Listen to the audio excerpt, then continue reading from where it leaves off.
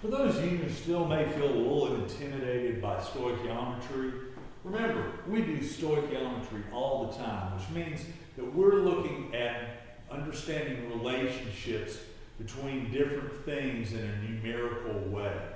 For example, we know that to build a tricycle, we need one frame and 3 wheels.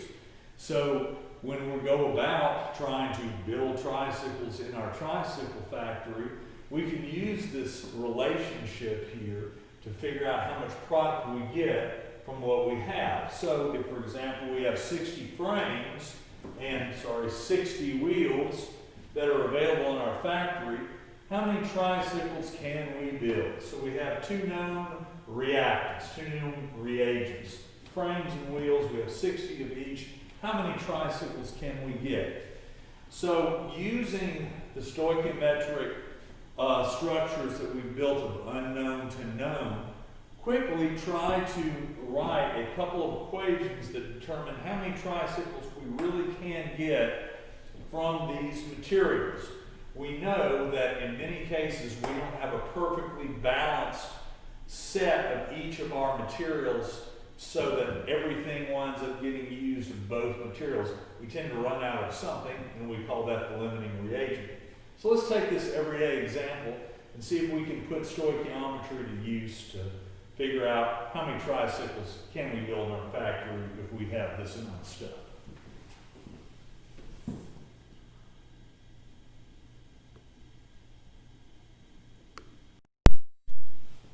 So we did our unknown over known structure here as a fractional value. As we know, fractions are just ratio relationships.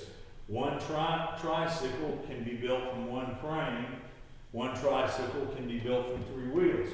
So if we set up our structures, we can also check to make sure that we've arranged them right by analyzing them dimensionally. We see these values cancel.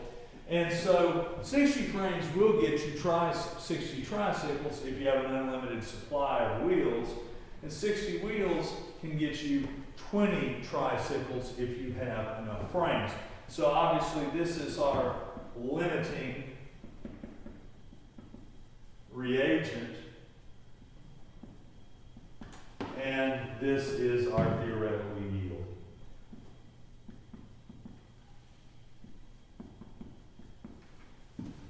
This is our excess.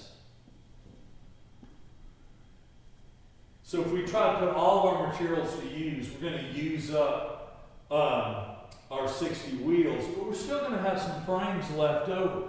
So once again, if we want to know, well, how many of these frames will we actually use, which will lead us to how much is left over, we use stoichiometry again, making thus the frames the unknown. So see if you can pause the video for a second and work out an equation that would tell us how many frames will we use if we use up all of our wheels, and thus how many frames will be left over.